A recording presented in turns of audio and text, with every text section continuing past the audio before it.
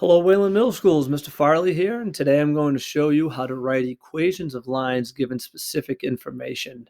So let's get right to it. Here we go. The first one, we're very lucky on this one. You will be given the slope and the y-intercept. And you know already that when we write an equation of the line, we're looking for two pieces only. We're looking for the slope and the y-intercept. We have both of these pieces of information. So when I write this in slope-intercept form, of y equals mx plus b.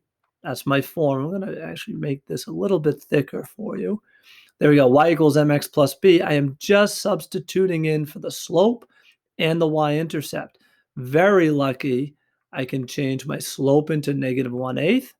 That's what it tells me I have right now. And my y-intercept, I also have right here. Y-intercept is 0, -2. Anytime you have an x-coordinate of 0, this will be representing a y-intercept. In this case, the y-intercept is -2, so my b turns into -2, and there you have it. This is the equation of a line for this given situation.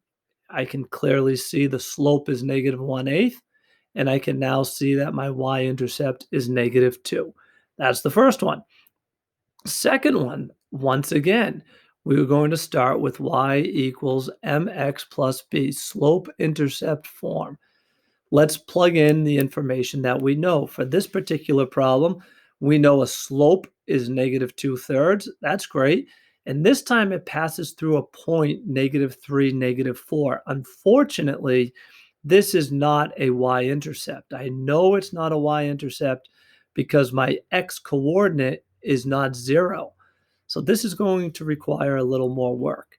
So what we do first, what I like to do is just plug in the information we know. We do know that the slope is -2/3. So I will turn my m into -2/3. And now I have an x plus b. Okay? Now, this seems like a little more work, but guys, we have a point to work with. This point, we have an x-coordinate and a y-coordinate, and we are allowed to plug in these coordinates into the value for x and into y.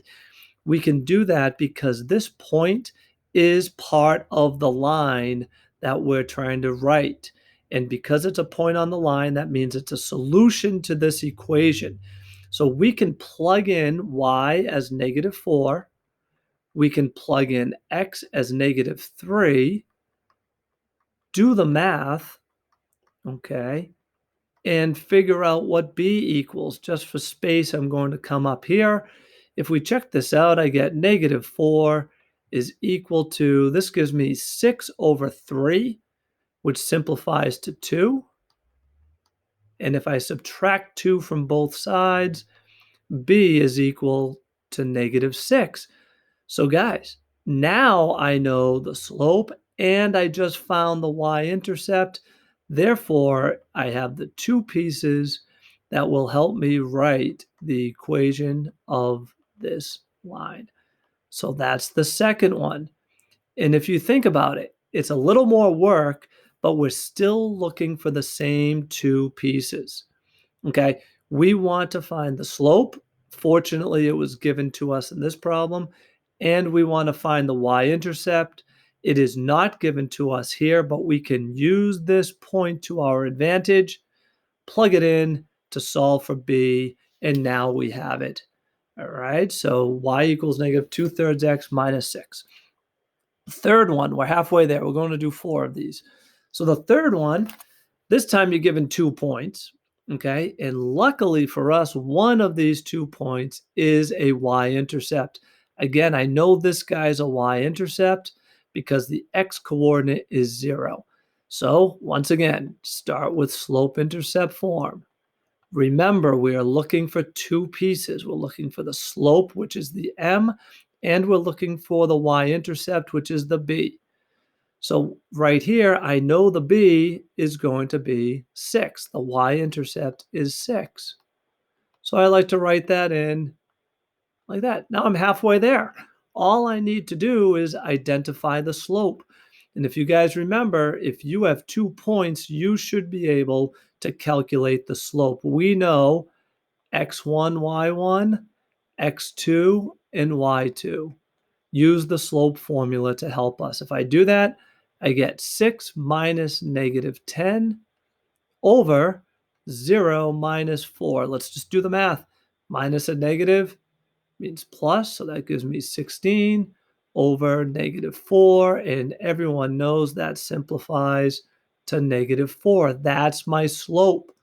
So I use it, plug it right back into my equation, and I end up with y is equal to negative 4x plus 6. So that is the third one. So kids, you should be looking at all of these and saying, okay, yes, I understand. Every single time I do this, I am identifying the slope and the y-intercept. On number 1, both of the pieces were given to us. Nice and easy.